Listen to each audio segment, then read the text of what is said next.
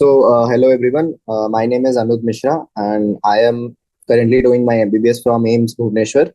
My AIR in NEET 2022 was AIR 87. तो आज हम लोग देखने वाले हैं चैप्टर हाइड्रोकार्बन्स। आपके क्लास 11th का ऑर्गेनिक केमिस्ट्री जो है उसका एक बहुत इंपॉर्टेंट चैप्टर है।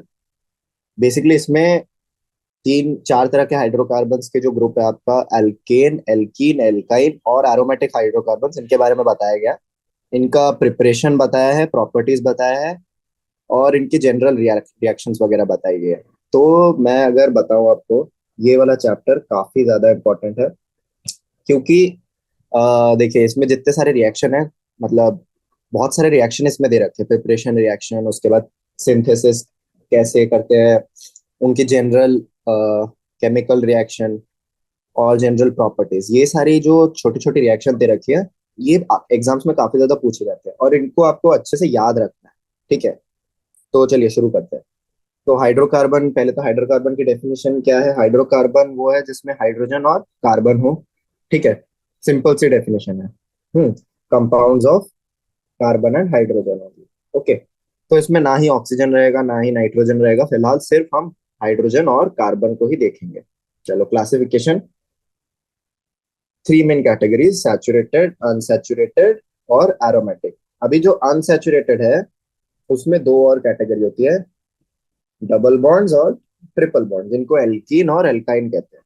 ठीक है, सैचुरेटेड तो अपने एल्केन हो गए और फिर एरोमेटिक अपने देख लेंगे, हम एरोमेटिक लास्ट में देखेंगे। चलिए, तो सबसे पहले आते हैं हम लोग एल्केन्स पे। ठीक है, तो एल्केन्स में क्या होता है कि कोई भी डबल बॉन्ड नहीं है अगर कार्बन कार्बन के बीच में, तो हम उस कंपाउंड को एल्केन कहेंगे।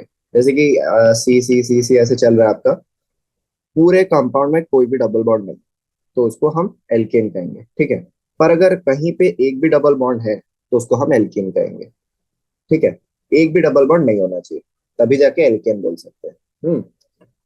चलो, single bonds, methane is the first member of this family. ठीक है, methane is the first member. If you replace one hydrogen with of methane with carbon and join the required number of hydrogens to satisfy, देखो बात है कि carbon कितने bonds बनाता है। एक कार्बन चार बॉन्ड्स बना सकता है। पहला आपका मेंबर हो गया मीथेन, आपने चारों जगह पे क्या लगा दिया, H। दूसरा मेंबर आप कैसे बनाओगे, फिर से एक कार्बन लोगे, उसके चार डंडे बनाओगे, H लगाओगे, पर एक H की जगह इस बार आप एक और कार्बन लगा दोगे। अभी जरा इस कार्बन पे फोकस करो, ये वाला कार्बन, इसके चार डंडे बनाओ। हाँ, इसके चार डंडों में से एक डंडे में कार्बन लग चुका है, तो बाकी सारे डंडे में आप क्या लगा दोगे, H। ये बन गया आपका सेकंड मेंबर, दो कार्बन। ऐसे ही आप थर्ड मेंबर बना सकते हो। कैसे, ये जो कार्बन आपने लगाया था इसमें एक और कार्बन लगा और उसमें सारे सारे फिल कर दो। सब हर कार्बन में आपको चार चार बॉन्ड फिल करना है।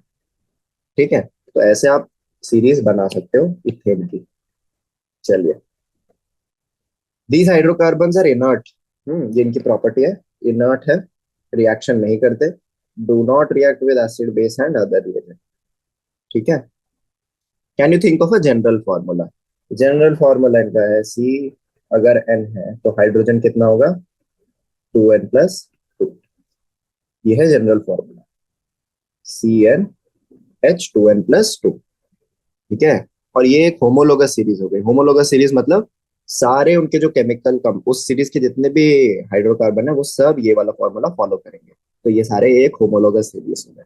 अभी n=1 रखोगे तो H4 आ जाएगा, मीथेन CH4। n=2 रखोगे तो इथेन आ जाएगा। ठीक है, चलो अभी इसका स्ट्रक्चर देखते हैं।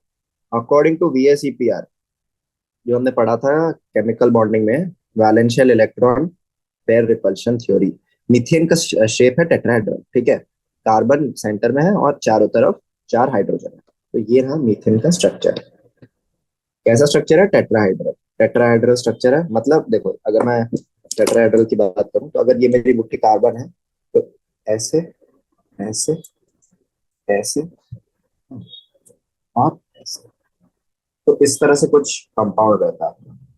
हाँ, सारे एक दूसरे से एकदम मैक्सिमम डिस्टेंस पे, इससे ज्यादा एक दूसरे के डिस्टेंस पे नहीं आ सकते। ठीक है,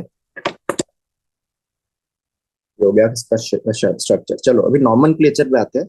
नॉमेनक्लेचर काफी इंपॉर्टेंट है। आप नॉमेनक्लेचर के क्वेश्चन हमेशा हमेशा एग्जाम में आए हैं। इसको अच्छे से समझना है, सारे रूल्स स्टेप बाय स्टेप समझेंगे, स्टेप बाय स्टेप आपको याद रखना है। तो आपसे कोई भी मिस्टेक आगे कभी भी नहीं होगी, ठीक है। चलिए, तो एक होता है कॉमन नेम, जो कि पुराने जमाने में इस कंपाउंड को कॉमन नेम से बुलाते थे, पर हर कंपाउंड को कॉमन नेम देते रहेंगे तो उनका रिलेशन हमको पता नहीं चलेगा। इसीलिए एक जैसे दिखने वाले, एक जैसे बिहेव करने वाले कंपाउंड्स का नाम सिमिलर टाइप का होने लग गया। चलो, सबसे पहले आप नंबरिंग करेंगे कार्बन चेन की, ठीक है। देखो, let us write the structure for C4H10. Four carbon atoms can be joined in this or this way. तो ये आपने ब्यूटेन का एक स्ट्रक्चर बनाया कि भाई चार कार्बन है हमारे पास, हमने स्ट्रेट चेन में चारों को अरेंज कर दिया, पहला ऑप्शन। दूसरा ऑप्शन है कि भाई हमने एक ब्रांच बना दी, ये देखिए ये ब्रांच आ गई, हमने सेकंड कार्बन पे एक ब्रांच लिया। अभी आप बोलोगे भाई सेकंड कार्बन पे क्यों ब्रांच है, थर्ड कार्बन पे क्यों, या फर्स्ट कार्बन के पे क्यों ब्रांच नहीं है। तो भाई अगर देखो, अगर थर्ड कार्बन, ये थर्ड है, सेकंड है, ये फर्स्ट है, अगर थर्ड पे ब्रांच कर दोगे, थर्ड पे ब्रांच करने का मतलब क्या है, थर्ड पे ब्रांच करने का मतलब ये तो एक चेन हो गई, ये तो फोर्थ कार्बन बन गया, ब्रांच थोड़ी हुआ, आपने तो चेन एक्सटेंड कर दी। वैसे फर्स्ट पे अगर करोगे तो ये एक चेन बन गई ना, आपने तो चेन बढ़ा दी, ब्रांच थोड़ी ना किया। इसीलिए सिर्फ सेकंड पे ही करोगे तो ये चेन नहीं बन पाएगी, ठीक है। तो इसीलिए हम लोग सेकंड कार्बन पे ब्रांचिंग लाते हैं। तो ये ब्यूटेन का एक और आइसोमर हो गया, ये दोनों स्ट्रक्चरल आइसोमर्स हो गए, ठीक है। एक है एन ब्यूटेन, एन का मतलब स्ट्रेट, और एक है आइसोब्यूटेन। हाँ, आइसो का मतलब क्या होता है, अगर किसी भी कंपाउंड में हम्म ऐसा दिख जाए यूनिट, यहाँ पे कुछ भी लगाओ उससे फर्क नहीं पड़ता, पर अगर स्टार्टिंग फर्स्ट और सेकंड, जो सेकंड कार्बन है उस पे एक ब्रांच है एक और सिर्फ एक कार्बन की, तो इसको कहते हैं आइसो, ठीक है। सिमिलरली, अगर जो सेकंड कार्बन है उस पे दो कार्बन लगे हुए हैं तो इसको कहते हैं नियो। हाँ, जैसे यहाँ पे देखो, सेकंड कार्बन पे दो, एक दो दो कार्बन की ब्रांच है तो उसको क्या कहेंगे, नियो पेंटेन। समझ में आया। हाँ, ये सब आपका कॉमन नेम कहलाते हैं। मतलब देखो, इसमें आइसो नियो ये सब जो है, इसको हम आईयूपीएसी में एक्सेप्ट तो कर लेते हैं, पर फिर भी मतलब थोड़ा सा डिस्क्रिपेंसी रह जाता है।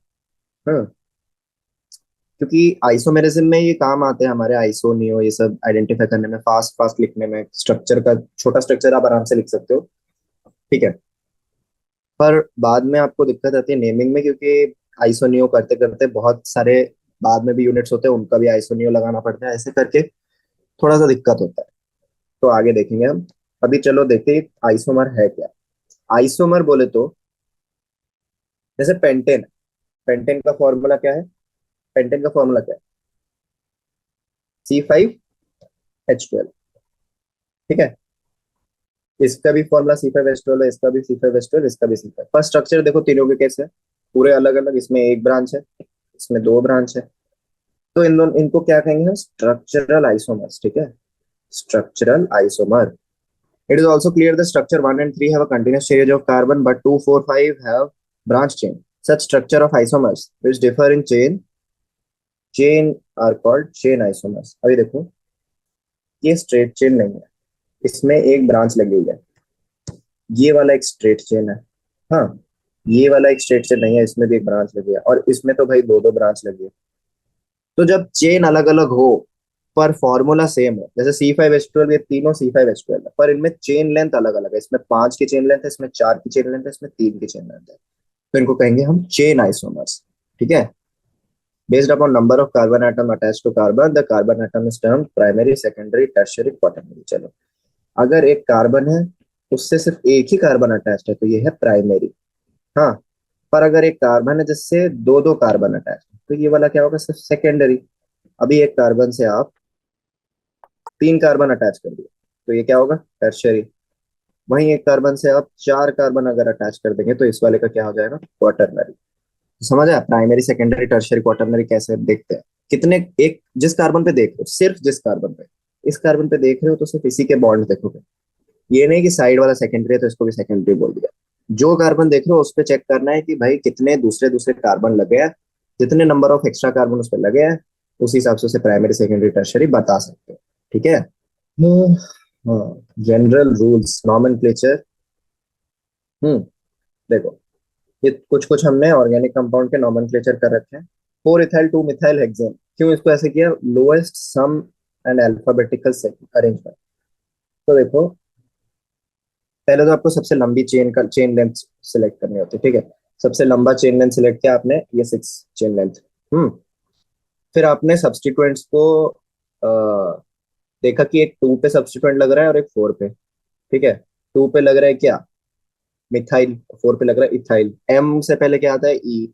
तो पहले आप लिखेंगे 4 इथाइल 2 मिथाइल हेक्सेन। ठीक है। इसी तरह से भाई, ये बताओ इसकी नंबरिंग इधर से क्यों की, हमने इधर से क्यों नहीं की? नंबरिंग इधर से क्यों चालू हुई, राइट साइड से? क्योंकि देखो, राइट साइड से अगर आप सब्सटीट्यूएंट देखोगे तो 3 पे 2 है, 4 पे 1 है, 5 पे 1 आ रहा है। पर अगर वहीं लेफ्ट साइड से आप नंबरिंग करते तो भाई किस पे आ रहा है? 5 पे आ रहा है, 6 पे, 7 पे 2 आ रहा है। अभी कौन सा छोटा है भाई? 3 3 4 5 या 5 6 7 7? भाई ये वाला छोटा है। हमको एकदम सब्सटीट्यूएंट को सबसे कम नंबर देना होता है। इसीलिए लोएस्ट सम वाला जो रूल है यहाँ पे फॉलो हुआ, लोएस्ट सम और वही अल्फाबेटिकल अरेंजमेंट। ठीक है। चलो, इधर पे आपने 5 सेकेंडरी ब्यूटाइल 4 आइसोप्रोपाइल डेकेन लिखा हुआ है। 4 में आइसोप्रोपाइल है, देखो 4 में क्या है? यूनिट है आइसोप्रोपाइल। और 5 में क्या है? Secondary butyl. यहाँ पे आप सेक को कंसिडर नहीं करते अरेंजमेंट के लिए, पर आइसोप्रोपाइल को एक वर्ड लेते हैं। इसका जो आई है, पर इसका जो एस है वो कंसिडर नहीं होगा, पर इसका आई कंसिडर होगा। ठीक है, तो सेक ब्यूटाइल में कौन आएगा भाई? बी। और आइसोप्रोपाइल में पी नहीं, आई आएगा। ये एक रूल है। ठीक है। डी पे आते हैं। 1 2 3 4 5 6 7 8 9, सबसे लंबा चेन आपका 9 का है। फिर आपने जो जो सब्सटीट्यूएंट है उसकी भी नंबरिंग कर रखे, 1 2 3। ठीक है। और 2 पे क्या है? 2 मिथाइल है। तो सब्सटीट्यूएंट का नाम क्या हो गया भाई? सब्सटीट्यूएंट का नाम है 2 पे 2 मिथाइल डाई मिथाइल। और कितने हैं टोटल? 3। 3 बोले तो प्रो। और ये क्या है? सब्सटीट्यूएंट। तो आइल। तो ये देखो, 5 पोजीशन पे 2 2 डाइमिथाइल प्रोपाइल ये लगा हुआ है। ये आप बता रहे हो, आप आराम से स्ट्रक्चर बना सकते हो इसका नाम पढ़ के। ठीक है, इसीलिए हम लोग आईयूपीएस से फॉलो करते हैं। फिर देखो भाई, अल्फाबेटिकल प्रायोरिटी ऑर्डर। किस तरह से अल्फाबेटिकल प्रायोरिटी ऑर्डर है? थर्ड पे इथाइल, 5th पे मिथाइल। उल्टा नेमिंग करो, इधर पे सब्सटीट्यूएंट क्या आ रहा है? 3 और 5। उल्टा नेमिंग करो। अगर उल्टा भी नेमिंग करोगे तो सब्सटीट्यूएंट्स किधर आ रहे? 3 और 5। तो कौन सा वाला लोगे? इधर 3 पे इथाइल और 5 पे मिथाइल है, इधर 3 पे मिथाइल और 5 पे इथाइल है। तो ये हो गया कैंसिल, क्योंकि ई आता है एम से पहले। तो हमने जो कर रखा है नेमिंग वो है एकदम सही, कि भाई 3 पे आएगा इथाइल, 5 पे आएगा मिथाइल और हेप्टेन। चलो लिखना शुरू करते हैं IUPAC name of the following compound. पहले तो कंपाउंड बना लेते हैं। हाँ, CH3 का 3, सी, CH2 सी, CH3 का 3। तो देखो, ये कुछ इस तरह है। हाँ, इस पे 3 CH3 लगे। हाँ, इस पे 3 CH3 लगे। एच एच एच मत बनाया करो, ठीक है? सिर्फ CC बनाया करो, बाकी जो बचा कुचा पोजीशन है उसमें एच। CH3 सी, CH2। ठीक है, ये आपका स्ट्रक्चर है। इसका आईयूपीएसी नेमिंग करना है ब्रो हमको। तो हम क्या करेंगे? नंबरिंग करेंगे। 1 2 3 4 5। 5 हो गई। 2 और 4 पे क्या है? डाई मिथाइल है। 2 4 4। टेट्रा मिथाइल, यहाँ पे नाम दे रखा है टेट्रा मिथाइल पेंटेन। तो ये हो गया आपका पहला। सेकेंड वाला ड्रॉ करते हैं। सेकेंड वाला किस तरह से? CH3 2 C, C2H5 का 2। तो एक सी लेंगे आप यहाँ पे। दो तो आपके क्या लग गया? CH3। और दो आपके क्या लग गया? C2H5। ठीक है, इसकी नेमिंग करते हैं। अभी आप नेमिंग कहाँ से करेंगे? आप इधर से शुरू मत कर देना 1 2 3 4, गलत हो जाएगा। क्योंकि 1 2 3 4 5, देखो 5 आ रहा है। ठीक है, और 3 पे क्या लगा हुआ है? 3 पे क्या लगा है? 2 methyl, 3 3 dimethyl pentane. Next, tetra tertiary butyl methane. Tetra बोले तो 4 टर्शरी ब्यूटाइल मीथेन पे लगे हुए हैं। तो एक मीथेन है, यहाँ पे 4 टर्शरी ब्यूटाइल लगे। टर्शरी ब्यूटाइल का स्ट्रक्चर पहले देखो। ये है भाई आपका प्राइमरी ब्यूटाइल। प्राइमरी पे जो फर्स्ट कार्बन है उसी में अगर एक और कार्बन लगा दोगे तो सेकेंडरी ब्यूटाइल, और उसी में 3 कार्बन अगर लगा दिए तो क्या हो गया, टर्शरी ब्यूटाइल। तो ये है भाई आपका टर्शरी ब्यूटाइल। ऐसे आपके एक मीथेन पे 4 लगे हुए हैं। किस तरह से मीथेन बनाओगे भाई, पहले तो सी बना लो, 4 बैलेंस। अभी बनाते रहो भाई टर्शरी ब्यूटाइल। एक tertiary butyl, 2 tertiary butyl, 3 tertiary butyl, और 4 टर्शरी ब्यूटाइल। अभी कहीं से भी नेमिंग करो, एक टर्मिनल से दूसरे टर्मिनल। शुरू करें। 1, 2, 3, 4, 5। ठीक है। 3, 3 पे क्या लगे है, 3 पे 2 टर्शरी ब्यूटाइल लगे हैं, और 2 और 4 पे 4 मिथाइल ग्रुप लगे हैं। ठीक है। तो क्या नाम आ गया, 3 पे 2 टर्शरी ब्यूटाइल लगे हैं, और 2 और 4 पे 4 मिथाइल ग्रुप लगे हैं, और टोटल है पेंटेन। बड़ा ही इजी होता है इनको नाम देना। चलो, तो सबसे पहले रूल्स देखते हैं आईयूपीएसी नेमिंग के, कैसे हम ये कर रहे हैं। First of all, the longest chain of carbon atoms is written. ठीक है, longest chain, then number it, then substituents are attached to the correct carbon atoms, and finally valence of each carbon atom is satisfied. तो भाई अगर आपको एक carbon का structure बनाना है तो आप कैसे बनाओगे, सबसे पहले longest chain of carbon atom को लिखो भाई। इसमें लॉन्गेस्ट चेन क्या है, पेंटेन, 5। तो ड्रॉ 5 कार्बन एटम्स। ठीक है। उसके बाद add the substituents in the positions. अच्छा, नंबरिंग कर लेना।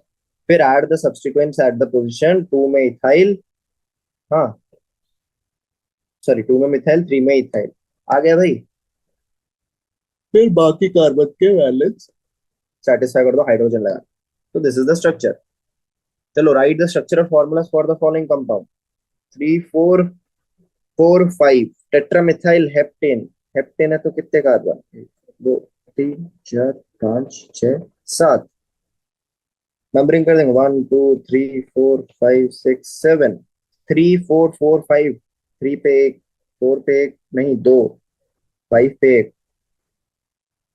हो गया भाई आपका टेट्रामिथाइल हेप्टेन। 2, 5 डाइमिथाइल हेक्सेन, 6 कार्बन बना दो।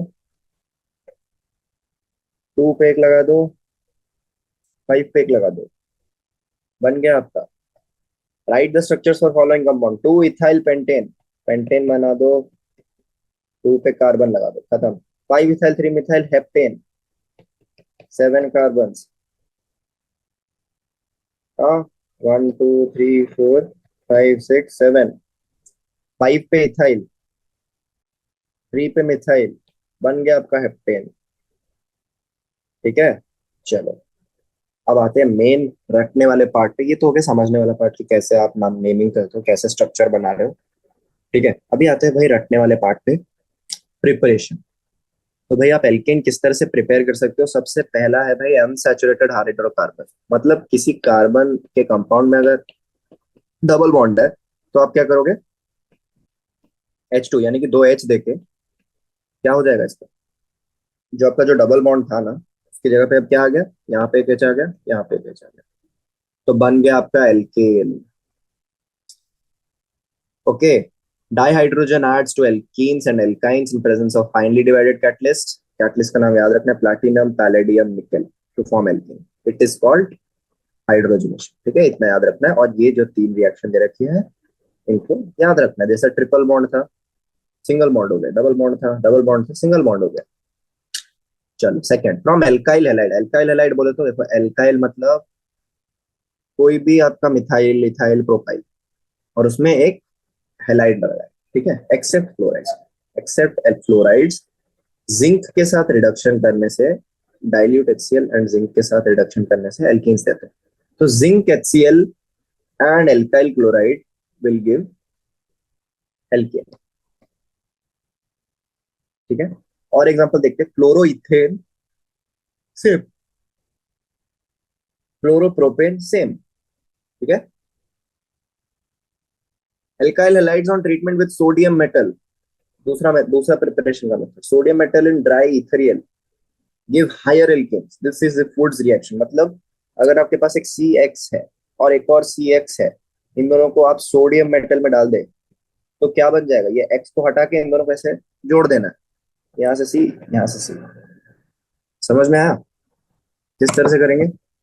देखो भाई, ये कैप जो है ये एल्केन, सॉरी, ये कैप जो है ये हैलोजन है, ठीक है। आप क्या करोगे, दोनों कंपाउंड को पास में लोगे, दोनों का कैप हटाओगे और चिपका दोगे, ठीक है। आगे दूसरा एग्जांपल देखते हैं। ब्रोमोइथेन, दो ब्रोमोइथेन जोड़ेंगे तो क्या बनेगा, N-ब्यूटेन। अच्छा, इसमें आप दो अलग अलग कंपाउंड भी ले सकते हो, जैसे आपने CX लिया और CCX लिया, ठीक है। अभी आप इसको जोड़ोगे तो कितने कॉम्बिनेशन बनेंगे, एक तो भाई एक CX के साथ, एक CX के साथ एक CX जोड़ोगे तो दो C बन जाएंगे, एक CX के साथ एक CCX जोड़ोगे तो CCCA, और दो CCX को जोड़ोगे तो चार। तो ये तीन कंपाउंड आपके कॉम्बिनेशन में बन जाएंगे, ठीक है। ये इसका आंसर हो गया। What will happen if two different alkyl halides are taken. सारे रिएक्शंस आपको याद होने चाहिए, ठीक है। From carboxylic acid by decarboxylation, तो भाई अगर आपके पास एक CCC और C double bond O H रखा है और आप इसका डी कार्बोक्सिलेशन करोगे तो ये हटा दोगे आप और CCC बन जाएगा अलग से, अल्केन, ठीक है। Mixture of sodium hydroxide and calcium oxide, ये है डी कार्बोक्सिलेशन, ठीक है। चलो, पहला मेथड ये हो गया, पहला मेथड डी कार्बोक्सिलेशन का। दूसरा है कोल बेस इलेक्ट्रोलाइटिक मेथड। ये वुड्स रिएक्शन हमने देखा ना, ऐसे आप चिपका रहे हो सामने सामने, उनका हैलोजन निकल के सेम आप दोनों का C double bond OH C double bond OH हटा के उनको चिपका दो। तो अगर एक RCOOH है प्लस RCOOH आप कोल बेस इलेक्ट्रोलाइटिक मेथड से बनाना चाह रहे हो तो क्या बनेगा, RCOOH plus RCOOH Kolbe's electrolysis, तो दोनों का आर आर आप जोड़ दोगे, COOH को भगा दोगे। देखो, CH3 सोडियम एसिटेट, दो सोडियम एसिटेट जोड़ोगे तो क्या बनेगा, इथेन, ठीक है। Reaction is suppose to follow the following path. इसका एक पाथ दे रखा है आपको, जो कि आपको थ्योरी में पूछ सकता है, मतलब MCQ में ये पाथ नहीं पूछ सकता, पर समझने के लिए आप समझ लो पाथ क्या है। सबसे पहले जो आपका एसिटेट जो सॉल्ट है वो इस तरह से एग्जिस्ट करता है, ठीक है। सोडियम प्लस आयन बनेगा। अभी जो एनोड पे क्या हो रहा है, acetate ion, acetate free radical बन रहा है, एसिटेट फ्री रेडिकल CO2 हटा रहे हैं अपने आप से, मतलब ये वाला कंपाउंड निकलो बाहर, ठीक है। मिथाइल फ्री रेडिकल बन रहा है और दो मिथाइल फ्री रेडिकल अपने आप चिपक के इथाइल बना रहे हैं। समझ में आ रहा है? तो अगर RCOO माइनस है तो एनोड पे क्या हो रहा है, R फ्री रेडिकल बन रहा है, फिर दो R फ्री रेडिकल चिपक के RR बना रहे हैं, ठीक है। समझ में आया? चलो, अभी देखते हैं कैथोड पे क्या हो रहा है। कैथोड पे वाटर, कुछ नहीं, वाटर OH और H में टूट रहा है और H हाइड्रोजन बन के उड़ रहा है। Methane can not be prepared, क्यों भाई? क्योंकि मीथेन में तो एक ही कार्बन है और इसमें तो आपको मिनिमम 2 कार्बन जोड़ने पड़ेंगे ना आमने सामने से, मीथेन नहीं बन सकता। समझ में आया? चलो आगे बढ़ते हैं। आपका प्रिपरेशन मेथड खत्म हो गया एल्केन का, ठीक है। आगे चलते हैं हम लोग एल्केन के फिजिकल प्रॉपर्टीज पे, ठीक है। फिजिकल प्रॉपर्टीज बोले तो दिखते कैसे हैं, बॉइलिंग पॉइंट क्या है, मेल्टिंग पॉइंट क्या है, कलर क्या है, ये सब फिजिकल प्रॉपर्टीज पे आती है कि आप फिजिकली आप उसको क्या क्या कर सकते हो। फिर आता है भाई केमिकल प्रॉपर्टीज, कि भाई ऑक्सीजनेशन करेंगे क्या होगा, रिडक्शन करेंगे क्या होगा, ऑक्सीडेशन करेंगे क्या होगा, इस कंपाउंड के साथ रिएक्ट करवा दिया तो क्या होगा, उस कंपाउंड के साथ रिएक्ट करवा दिया क्या होगा, वो होता है केमिकल प्रॉपर्टी, ठीक है। तो चलो, फिजिकल प्रॉपर्टी वैसे इतना इंपॉर्टेंट नहीं है फिजिकल प्रॉपर्टी, पर MCQ में कभी कभी पूछ सकता है। Alkanes are almost non polar, ठीक है। Very little difference of electronegativity, हाँ, क्योंकि कार्बन कार्बन और कार्बन हाइड्रोजन बॉन्ड्स है, इनके बीच में इलेक्ट्रोनेगेटिविटी डिफरेंस काफी कम रहता है, तो एल्केन्स को हम नॉन पोलर कहते हैं, ठीक है। पोलर कंपाउंड नहीं है, ठीक है। Due to the weak forces of the first four members,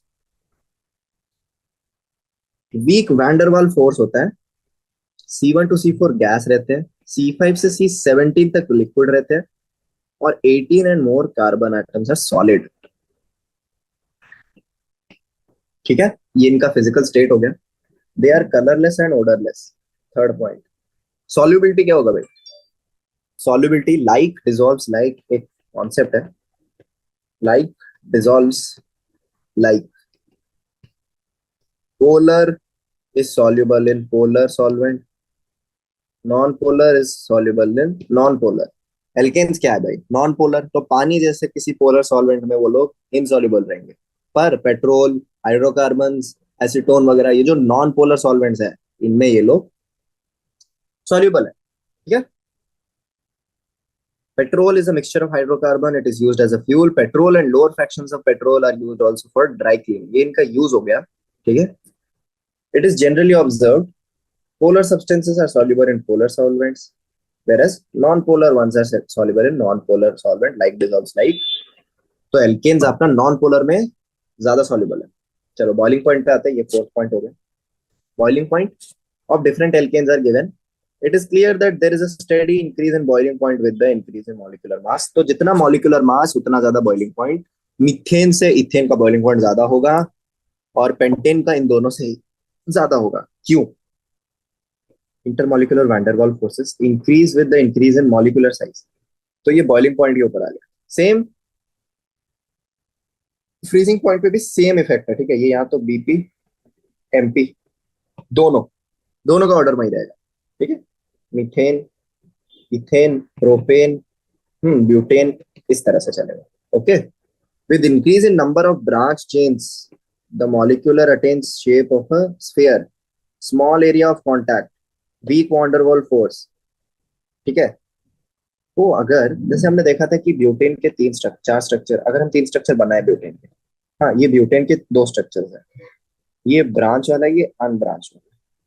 तो अनब्रांच का मॉलिक मेल्टिंग पॉइंट और बॉइलिंग पॉइंट ब्रांच से ज्यादा है। क्यों? क्योंकि भाई देखो, एरिया बनाओगे तो ये इतना बड़ा एक लंबा सा एरिया, पर इसमें से एक निकाल के बीच में लगा दोगे तो ये तो थोड़ा छोटा हो गया ना। देखो छोटा हो गया, थोड़ा सिकुड़ गया, कॉम्पैक्ट हो गया। अगर आप ब्रांचिंग कर रहे हो तो मॉलिक्यूल क्या हो रहा है? कॉम्पैक्ट हो रहा है। कॉम्पैक्ट मॉलिक्यूल का अट्रैक्टिव फोर्स कम हो रहा है। जितना साइज ज्यादा उतना अट्रैक्टिव फोर्स। इसमें तो साइज आप छोटा करे जा रहे हो ना, कॉम्पैक्ट कर रहे हो। आप एक पेन है, इसको छोटे छोटे पार्ट में तोड़ के छोटा गुच्छा भी तो बना सकते हो। तो इससे क्या होता है, जो ब्रांच वाले होते हैं उनके मॉलिक्यूलर अट्रैक्शन फोर्स कम हो जाता है। और ये आपका सिक्स पॉइंट है, जो कि बताता है कि भाई अगर आपका मॉलिक्यूल ब्रांच्ड है तो उसका कम रहेगा मेल्टिंग पॉइंट और बॉइलिंग पॉइंट। चलो ये हो गया आपका सारे मेल्टिंग पॉइंट वगैरह। फिजिकल प्रॉपर्टीज खत्म, आते हैं भाई केमिकल प्रॉपर्टीज पे। Alkanes are generally inert. ठीक है, ज्यादा रिएक्ट नहीं करते, पर कुछ कुछ केमिकल रिएक्शन हो जाता है इनसे। फर्स्ट है भाई आपका सब्सटीट्यूशन। सब्सटीट्यूशन बोले, देखो एक है एडिशन। एडिशन बोले तो ऐसे एक आपका चल रहा था, आपने एक नया कंपाउंड इसमें लाके ऐड कर दिया, ये है एडिशन। ठीक है, ये जनरली एल्केन्स में दिखेगा नहीं, क्योंकि इस पे तो कोई खाली डबल बॉन्ड है नहीं जिसमें आप कुछ ऐड कर सको। तो एल्केन्स में एडिशन रिएक्शन एब्सेंट है। एल्केन्स में क्या होता है, जैसे ये एच एच लगा हुआ है, हाँ, आप कर सकते हो भाई सब्सटीट्यूशन। आप इस वाले एच को हटा के, इस वाले एच को आपने हटा दिया, इसकी जगह आपने कोई नया कंपाउंड लाके इस पे लगा दिया, इसको कहते हैं सब्सटीट्यूशन रिएक्शन। ये एल्केन भाई अच्छे से शो कर देते हैं। देखते हैं एग्जांपल, हैलोजिनेशन। ठीक है, हैलोजिनेशन शो करते हैं सब्सटीट्यूशन में। हायर टेम्परेचर चाहिए, सनलाइट या फिर यूवी लाइट। ठीक है, lower alkanes do not undergo nitration and sulphonation. ठीक है, चलो हैलोजिनेशन का एग्जांपल देखते हैं। CH2 प्लस Cl क्या होगा? CH3Cl प्लस HCl, एक H ले लिया, ये CH2 नहीं है एक्चुअली, वेरी सॉरी, ये CH4 है। CH4 में Cl अगर ऐड करें, एक चीज को हटाना पड़ेगा आपको, और ये बेटा CH2 है, Cl2। ठीक है, तो एक Cl आपका H जो हटा, उसके साथ एक Cl लग गया, और एक Cl H की जगह पे लग गया, तो आपका बन गया CH3Cl। ये CH3Cl को फर्दर लाइट दोगे तो एक और Cl हट जाएगा, CH2Cl2। और लाइट दोगे, एक और Cl हट जाएगा, और लाइट दोगे, चारों हाइड्रोजन निकल के CCl4 बन जाएगा। ये आपका हैलोजिनेशन है। इसका सेकेंड पॉइंट आपको याद रखना है कि रेट ऑफ रिएक्शन क्लोरीन का सबसे ज्यादा होता है। ठीक है। थर्ड पॉइंट ये याद रखना है कि टर्शियरी कार्बन, ठीक है, टर्शियरी कार्बन से आपके हाइड्रोजन ज्यादा अच्छे से निकलते हैं। ठीक है। चलो, halogenation is suppose to proceed via free radical jet mechanism. Initiation, propagation and termination. चलो इनिशिएशन देखते हैं। Reaction is initiated by homolysis of chlorine. तो दो ClCl टूट गए और क्या बना? Chlorine free radical. ठीक है। प्रोपोगेशन, प्रोपोगेशन में क्या होगा? जो क्लोरीन फ्री रेडिकल आया था, क्या सब गलती कर रखी है एनसीईआरटी में, क्लोरीन फ्री रेडिकल अटैक कर देगा, एक हाइड्रोजन हटा देगा। ठीक है। एक हाइड्रोजन ले लेगा, HCl बन जाएगा। तो क्या बन गया? मिथाइल फ्री रेडिकल बन गया। Methyl radical thus obtained attacks the second molecule of chlorine। तो मिथाइल रेडिकल एक क्लोरीन पे अटैक करेगा, फिर से क्लोरीन फ्री रेडिकल बन जाएगा, क्योंकि मिथाइल एक क्लोरीन ले लेगा। इसी तरह से ये क्लोरीन आगे जाके एक और मिथाइल पे अटैक करेगा, वो जाके और क्लोरीन पे अटैक करेगा, वो और मिथाइल पे अटैक करेगा। तो देखो, ये रहा ना, चलता जाता है। बेसिकली दो रिएक्शन है। क्लोरीन फ्री रेडिकल बना, मिथाइल फ्री रेडिकल बना, मिथाइल ने क्लोरीन फिर से अटैक किया, क्लोरीन फ्री रेडिकल फिर से बना, क्लोरीन ने फिर से मिथाइल पे अटैक किया, मिथाइल फ्री रेडिकल बना, फिर मिथाइल फ्री रेडिकल ने क्लोरीन पे अटैक किया, एक और क्लोरीन फ्री रेडिकल बना, उसी ने फिर से मिथाइल पे अटैक किया। ऐसे करते रहते हैं, प्रोपोगेशन होता रहता है। टर्मिनेशन क्या होगा? दो फ्री रेडिकल जुड़ जाएंगे तो टर्मिनेट हो जाएंगे, या तो दो क्लोरीन, या तो दो मिथाइल, या तो एक क्लोरीन और मिथाइल। चलो, ये था आपका पहला रिएक्शन। इसका हमने मैकेनिज्म भी देखा। दूसरे रिएक्शन पे आते हैं, कंबस्शन। कंबस्शन मतलब जलाना। किसके साथ जलाओगे? ऑक्सीजन के साथ। क्या बनता है कंबस्शन से? हमको पता है, CO2 और H2O। तो भाई CH4 को जला दिया, CO2 और H2O, ब्यूटेन जला दिया, CO2 और H2O। बस बैलेंस करना है, इसमें 4 CO2 और 5 H2O बनेंगे। जनरल कंबस्शन इक्वेशन याद नहीं रखना। बैलेंसिंग अगर करना आता है इक्वेशन को तो इसको याद नहीं रखना है। ठीक है। ड्यूरिंग, ये इंपॉर्टेंट पॉइंट है, ड्यूरिंग इनकम्प्लीट कंबस्शन मतलब कम ऑक्सीजन दिया है, insufficient amount of air, carbon black is formed, which is used in the manufacture of ink, printer ink, black pigments and as filters। Carbon black is form. ठीक है, incomplete combustion, और इसका use इन्होंने दे रखा है बहुत सारा। चलो ऑक्सीडेशन देखते हैं। कंट्रोल्ड ऑक्सीडेशन मतलब कि हमको प्रोडक्ट्स पहले से ही पता है, हम कंट्रोल में ऑक्सीडाइज कर रहे हैं। ये जो तीनों रिएक्शन है, कोई एक्सप्लेनेशन नहीं है इनका, ये बस होती है। इनको आपको कुछ नहीं करना, सीधा रटना है कि अगर मीथेन के साथ, मीथेन और ऑक्सीजन के साथ, ठीक है, आप कॉपर दे दे इतने टेम्परेचर पे तो मीथेनॉल बनता है। मॉलिब्डेनम दे दे तो मीथेनॉल बनता है। और अगर इथेन के साथ आप ये कंपाउंड दे तो इथेनॉइक एसिड बनता है। ये आपको कुछ नहीं करना। प्लीज प्लीज प्लीज इसको अच्छे से याद कर लीजिएगा। ये डायरेक्ट क्वेश्चंस पे आ जाते हैं, ट्रू फॉल्स में आ सकते हैं, ये आपको फिल इन द ब्लैंक्स में आ सकते हैं। ठीक है। चलो फोर्थ पॉइंट देखते हैं, ordinary alkynes. Alkanes resist oxidation but having tertiary hydrogen. Tertiary hydrogen मतलब क्या है? जो टर्शियरी कार्बन पे लगा है वो टर्शियरी हाइड्रोजन है। एक टर्शियरी कार्बन बना के दिखा था, ये टर्शियरी कार्बन है, इस पे एक H लगा दिया, इसका नाम क्या है? टर्शियरी, सॉरी मैं क्वाटरनरी लिख दिया, टर्शियरी हाइड्रोजन। अगर आपके कार्बन में एक टर्शियरी हाइड्रोजन है कंपाउंड में, तो आप उसको KMnO4 के साथ ऑक्सीडाइज करेंगे तो क्या बनेगा? उसकी जगह OH आ जाएगा भाई। मतलब ये जो टर्शियरी ऑक्सीजन आपने बना रखा है, ऑक्सीडाइज अगर ये हुआ, क्या बनेगा? OH लग जाएगा इसकी जगह। ठीक है, ये इसका एक्सप्लेनेशन था। ये भी आपको याद रखना है, ये चार रिएक्शन प्लीज याद कर लीजिएगा। चलिए आइसोमराइजेशन देखते हैं। मतलब कि आपके पास एक स्ट्रेट चेन एल्कीन है, ठीक है, N alkene straight chain, N alkene on heating in anhydrous ammonium chloride and hydrogen chloride gas isomerized to branch chain alkene। मतलब आपके पास एक स्ट्रेट चेन ब्यूटेन अगर था, उसने आप उसको आपने AlCl3HCl में हीट कर दिया तो क्या बन जाएगा भाई? ब्रांच चेन ब्यूटेन बन जाएगा। कुछ नहीं करना, इतना ही याद रखना था बस इसमें। Aromatisation, alkanes having six or more carbons on heating, presence of oxides of vanadium, molybdenum, chromium, Dehydrogenated and cyclized to benzene and homologs. Again, you have to just remember, अगर आपके पास एक 6 या उससे ज्यादा कार्बन वाला एल्केन है, उसको आपने इसके साथ हीट कर दिया तो आपको बेंजीन और उसके डेरिवेटिव मिलेंगे। डेरिवेटिव बोले तो क्या भाई, देखो अगर आपके पास 7 कार्बन वाला है, 7 कार्बन है, अभी तो बेंजीन में तो 6 ही कार्बन होते हैं। एक्स्ट्रा कार्बन का क्या करोगे आप? 6 के तो बेंजीन बना दिए और एक यहाँ लगा रहेगा भाई, क्या है, इतना नहीं सोचना। ठीक है। Reaction with steam, methane reacts with steam eight this much with presence of nickel to form carbon monoxide and dihydrogen. This is industrial preparation for dihydrogen gas. ये दोनों पॉइंट आपको याद रखना है। रिएक्शन के साथ ये पॉइंट भी याद रखना है कि industrial preparation of hydrogen gas इससे बनता है। जो जो मैंने अभी तक हाईलाइट किए हैं वो पॉइंट्स आपको याद रखने हैं। सीधा सीधा सीधा रट्टा मारना, आप कुछ नहीं कर सकते इसमें, समझने का कुछ भी नहीं है। ठीक है, चलिए। Pyrolysis, higher alkanes on heating at high temperature decompose into lower alkane. मतलब क्या होता है, आपके पास एक बड़ा एल्केन है जैसे पेंटेन है, आप इसको बहुत हीट कर दोगे तो भाई ये टूट जाएगा इस तरह से।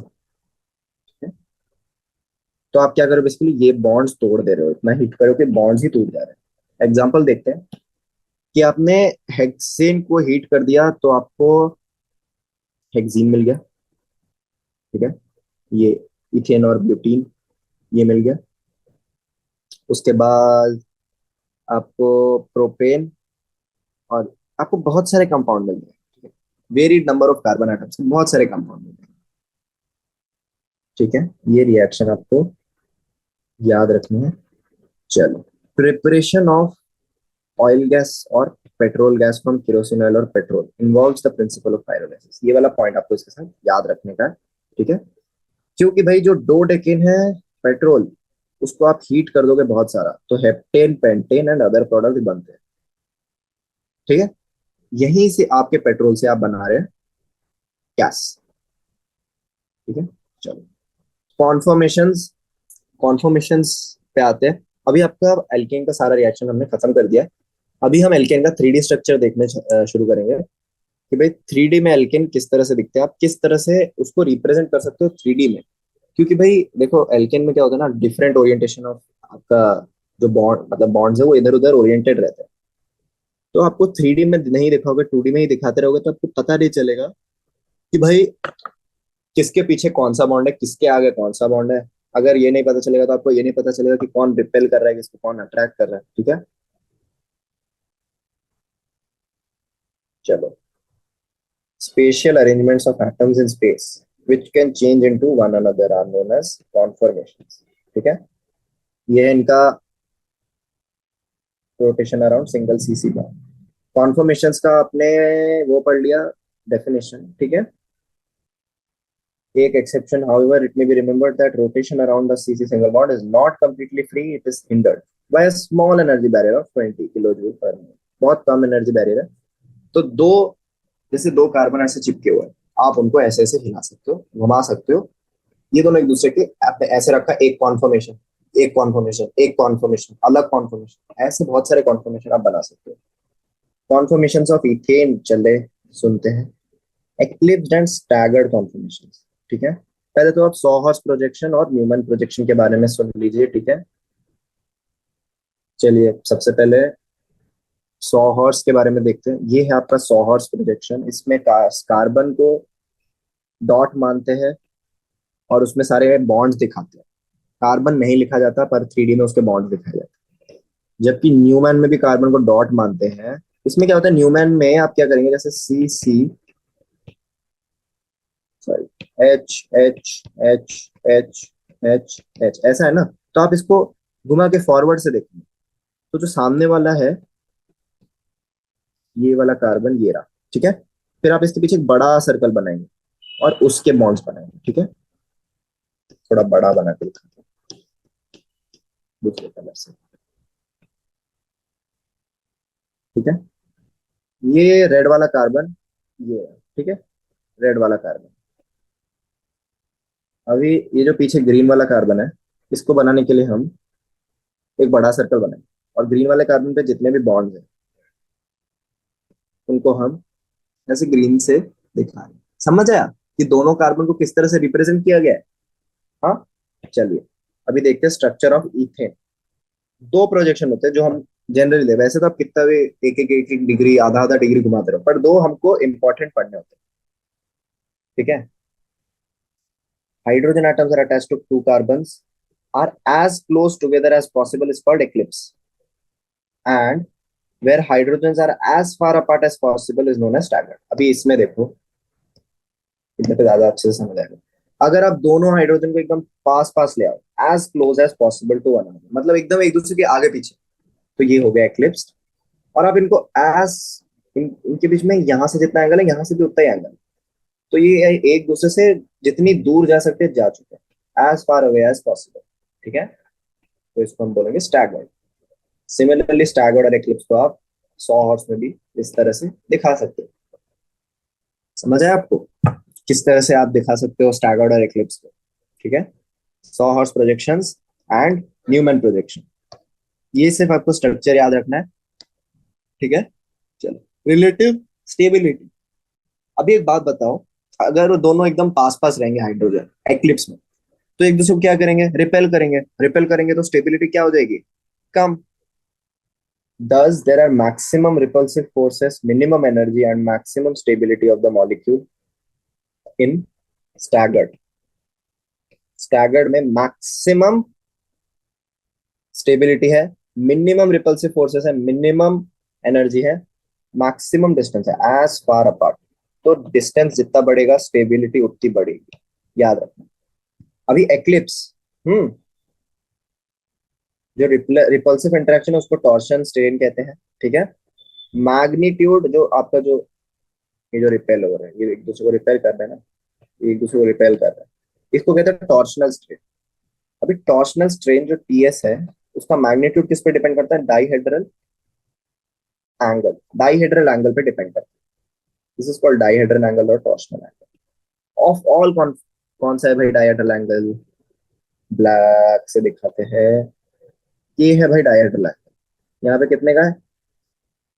60 डिग्री का डायहेड्रल है, इधर पे भी 60 डिग्री का डायहेड्रल है। ठीक है, यहाँ पे इन दोनों के बीच में क्या डायहेड्रल है? ठीक है, देखो यहाँ पे कितना डायहेड्रल है, यहाँ पे 0 डिग्री, ऑलमोस्ट ऑलमोस्ट 0 डिग्री का डायहेड्रल एंगल है, कोई डायहेड्रल एंगल नहीं।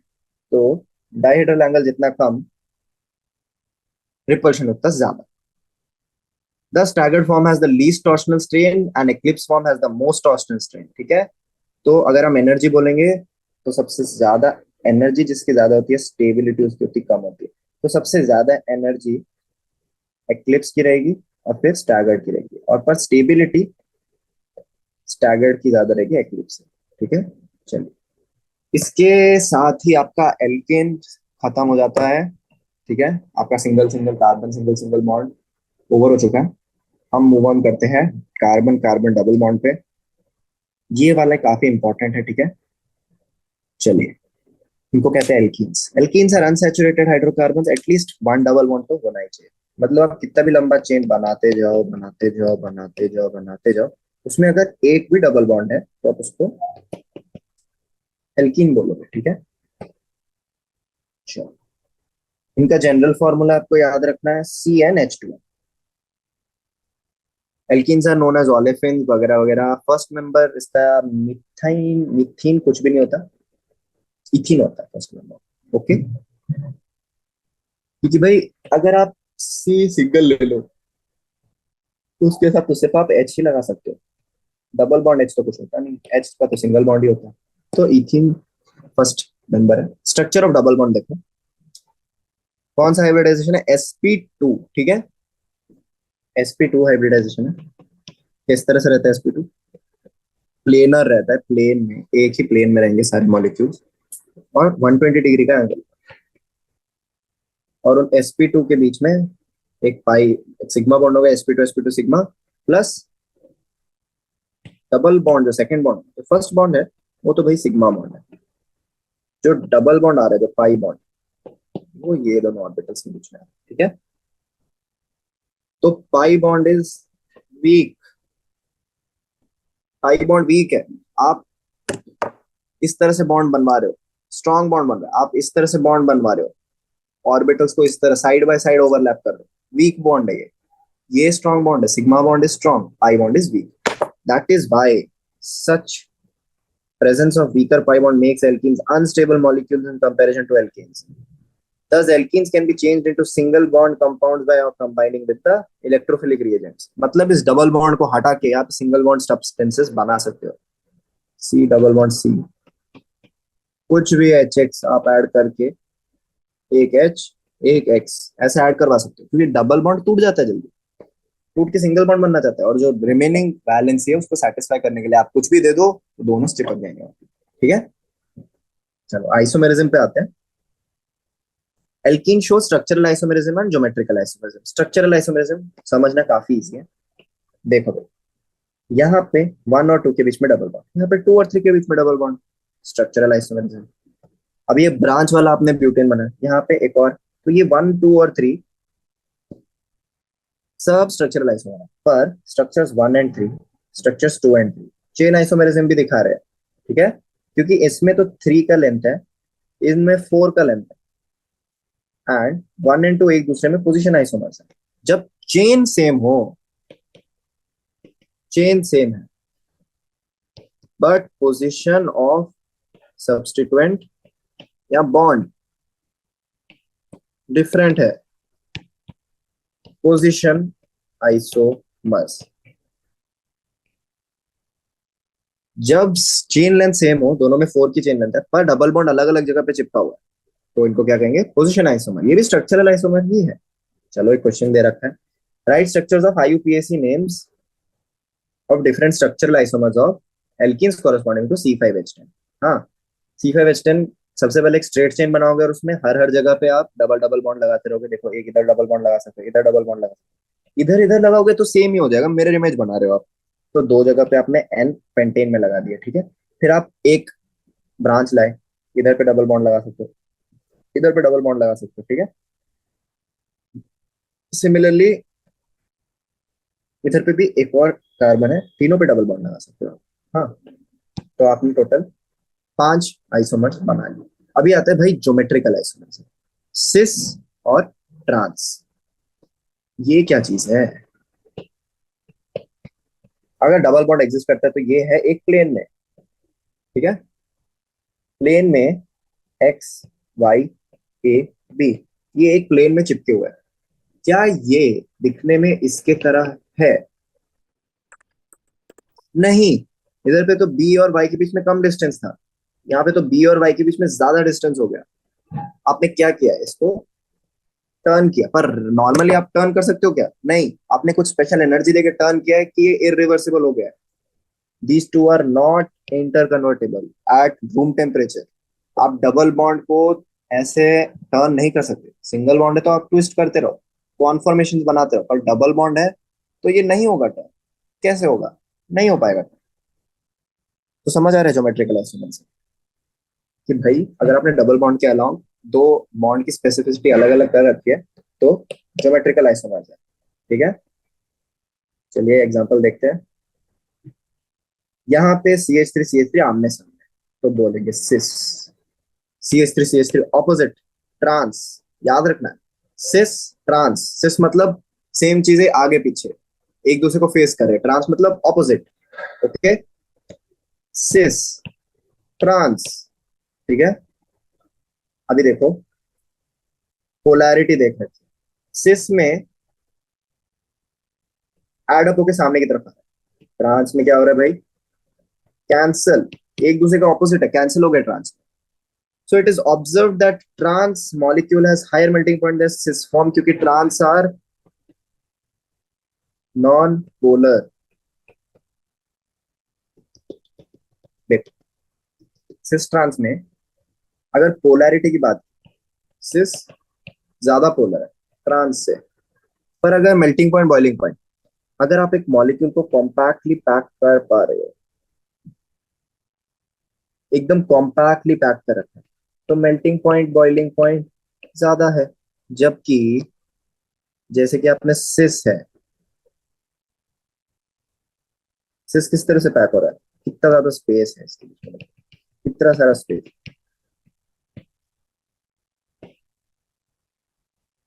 इसीलिए ट्रांस का melting point boiling point cis से ज्यादा होता है।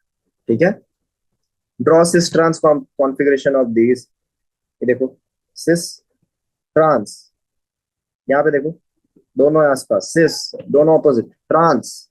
ठीक है, which of the following composition will show cis trans isomerism?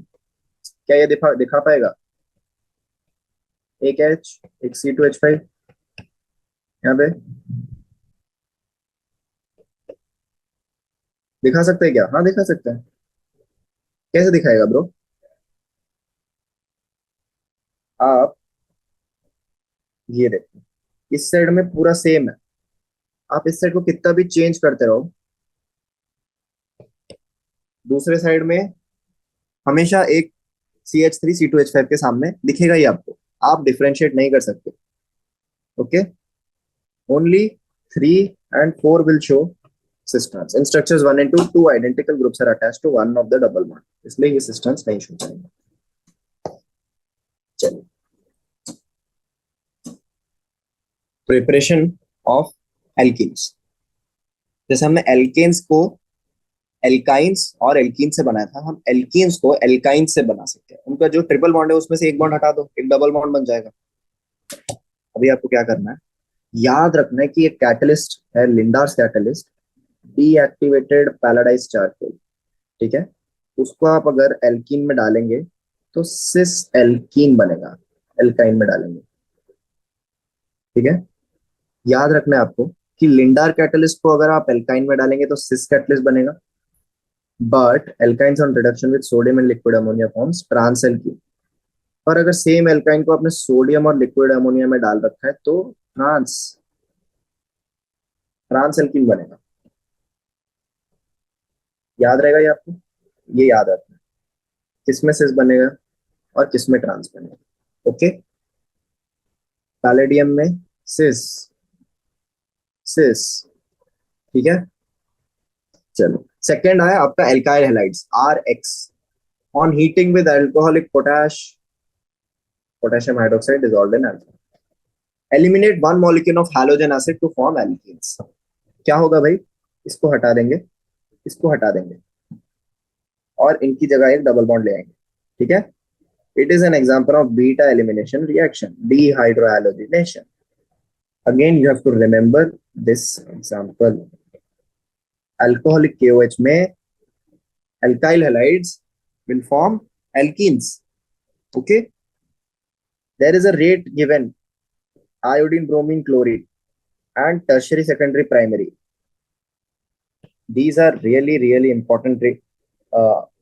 आपका पूछ सकते हैं कि इनमें से किसका एलिमिनेशन का रेट ज्यादा होगा। अगर X आयोडीन है तो सबसे ज्यादा वो जल्दी एलिमिनेट हो जाएगा, और अगर H टर्शियरी हाइड्रोजन है तो वो सबसे ज्यादा जल्दी एलिमिनेट हो जाएगा। फिर भाई विसिनल डाइहैलाइड्स क्या है? कुछ नहीं ब्रो, जो ये यहाँ पे H था इसकी जगह अगर X लगा तो विसिनल डाइहैलाइड्स। ठीक है, देखो, एक बी आर दोनों आमने सामने, दोनों को हटा दोगे और दोनों की जगह क्या लगा दोगे? ये आपका है, दोनों को आपने हटाया और एक डबल बॉन्ड ऐड कर दिया तो बन जाएगा एल्कीन। इसमें क्या याद रखना है? Zinc metal lose a molecule of ZnH2। Zinc रहेगा तो ZnBr2 बन जाएगा, and you have to remember this reaction. Okay, कुछ नहीं है, ये सारे आपको याद रखना है। आप अल्कोहल से भी एसिड डिहाइड्रेशन करके बीटा एलिमिनेशन करा के इथेनॉल आप अपना एल्कीन बना सकते हैं, जैसे कि, ठीक है, ये अल्कोहल था, आपने क्या किया, ये OH और ये H को हटा दिया, हटा देते हैं,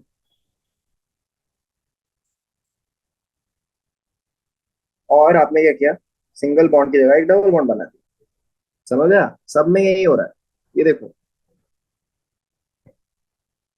अल्फा बीटा, बीटा कार्बन से आपने H लिया, अल्फा कार्बन से आपने OH लिया, H2SO4 में हम हीट कर दिया तो एल्कीन बन गया। ठीक है, with this we come to the end of the preparation. ये सारे प्रिपरेशन आप प्लीज अच्छे से याद कर लीजिए, जो भी मैंने हाईलाइट किया है। ये आपका मतलब एकदम रटे हुए होने चाहिए, क्योंकि डायरेक्ट डायरेक्ट क्वेश्चंस पूछ लेते हैं एग्जाम में, जो आपको मैंने एक ऑर्डर भी दिखाया आयोडीन ब्रोमीन क्लोरीन का डिहाइड्रोहैलोजिनेशन में, इसको भी याद कर लीजिएगा। क्वेश्चन आ जाता है कि किसका रेट ज्यादा होगा, आयोडीन का, ब्रोमीन का, क्लोरीन का, या फिर टर्शरी का, प्राइमरी का, सेकेंडरी का, तो आपको ये हेल्प होगी वहाँ पे। ठीक है, चलिए।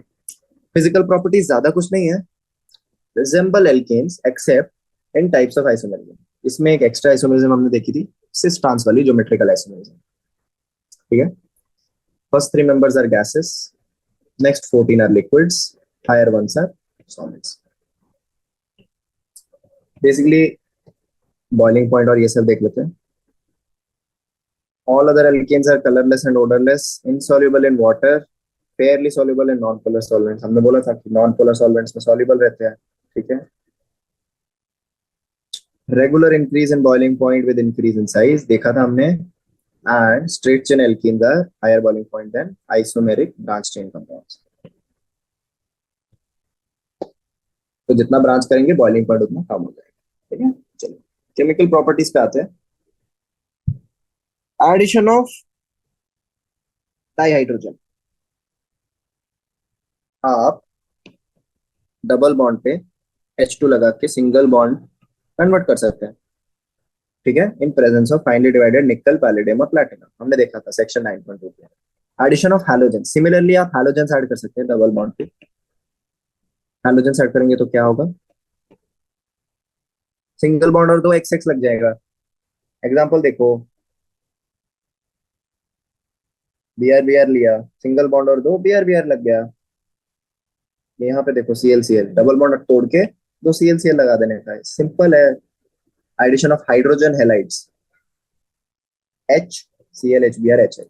ठीक है, इसमें क्या होगा, एक तो X लगेगा और एक H लग जाएगा। Addition of HBr to symmetrical alkenes, symmetrical अगर है तो भाई यहाँ X लगाओ कि यहाँ X लगाओ, यहाँ H लगा दो, कुछ फर्क नहीं पड़ता। और अगर अनसिमेट्रिकल है तो भाई दिक्कत है कि कहाँ पे भाई H लगाना है, कहाँ पे भाई Br लगाना है। तो दो पॉसिबल प्रोडक्ट है, वन ब्रोमोप्रोपेन और टू ब्रोमोप्रोपेन, एक में Br बीच में लगा दिया, एक में Br साइड में लगाया। तो इसमें एक रूल आता है भाई, Markovnikov rule.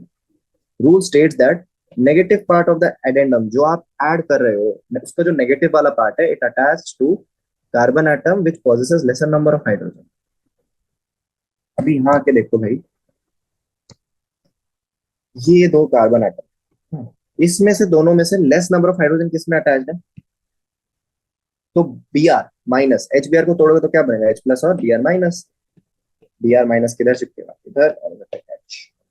So only this is there and this is the correct product, the other one is the wrong product, it does not follow the Markovnikov rule.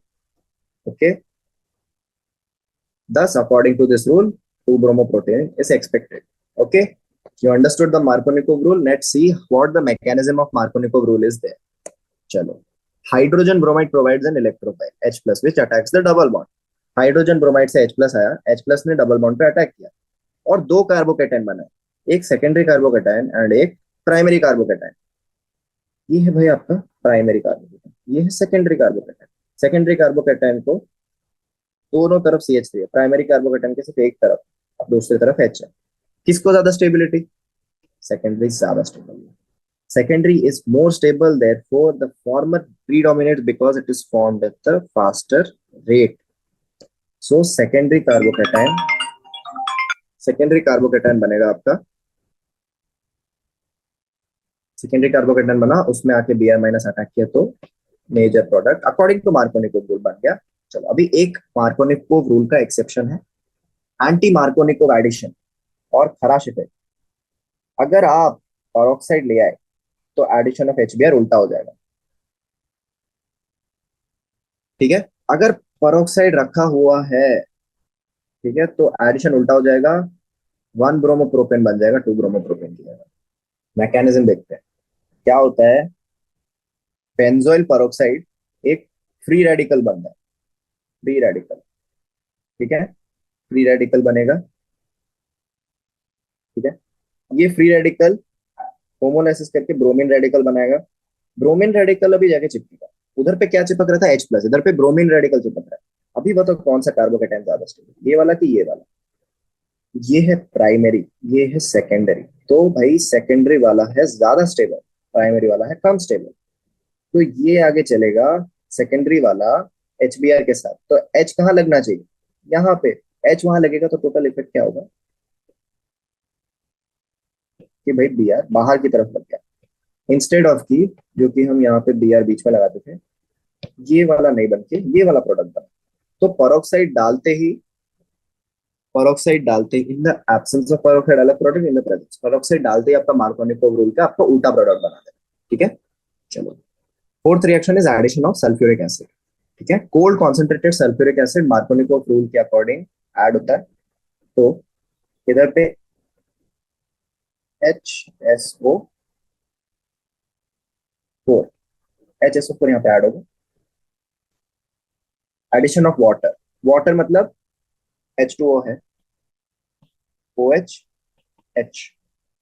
ठीक है, addition of water H+OH-। OH- कहाँ add होगा भाई, जहां पे ज्यादा hydrogen atoms नहीं है, तो इधर पे क्या होगा OH-, इधर पे क्या होगा H+। तो ये हो गया आपका एडिशन ऑफ वाटर। अभी ऑक्सीडेशन देखते हैं। मैंने जैसे वहां पे ऑक्सीडेशन डायरेक्ट याद करने को बोला था, आपको यहाँ पे ऑक्सीडेशन डायरेक्टली रिएक्शंस याद करनी है। डाइल्यूट KMnO4 के साथ अगर ऑक्सीडेशन कराएंगे, डाइल्यूट KMnO4 के साथ अगर ऑक्सीडेशन कराएंगे, तो जो डबल बॉन्ड है, दोनों डबल बॉन्ड में एक एक OH लग जाएगा। ठीक है, चलो सेकेंड वाला ऑक्सीडेशन देखते हैं। अगर KMnO4 के साथ कराएंगे आप एसिडिक मीडियम, तो ये वाले प्रोडक्ट एक्सपेक्टेड है। ठीक है, एसिडिक मीडियम में अगर KMnO4 के साथ बनाएंगे तो ये बीच में से बॉन्ड टूट जाएगा और दो C डबल बॉन्ड OH बन जाएंगे। देखो जैसे बेसिक मीडियम KMnO4 के साथ, डाइल्यूट KMnO4 के साथ ये होगा, और एसिडिक KMnO4 के साथ अलग रिएक्शन होती है। ये तोड़ दोगे,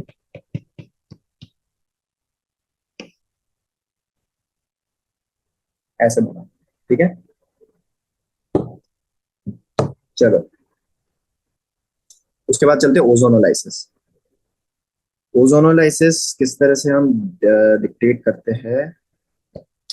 ओजोनोलाइसिस में क्या होता है, बेसिकली जो प्रोडक्ट बनता है वो क्या होता है, आप डबल बॉन्ड तोड़ दोगे और डबल बॉन्ड O ऐड कर। तो प्रोपीन का ओजोनोलाइसिस होगा तो क्या बनेगा, प्लस, वही बनना। और बाकी की जगह क्या लगाओगे, H, इथेनॉल और इथेनॉल। सिमिलरली 2 मिथाइल प्रोपीन तोड़ दो, प्रोपेनॉन और मिथेनॉल।